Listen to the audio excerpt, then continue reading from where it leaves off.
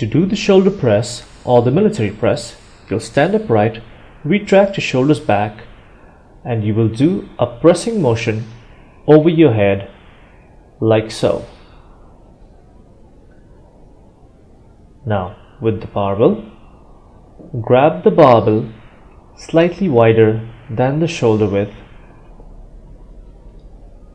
Rest the barbell on your collarbone by pushing your elbows forward so that it is resting at ease, and then press it up and over your head by locking your elbows completely.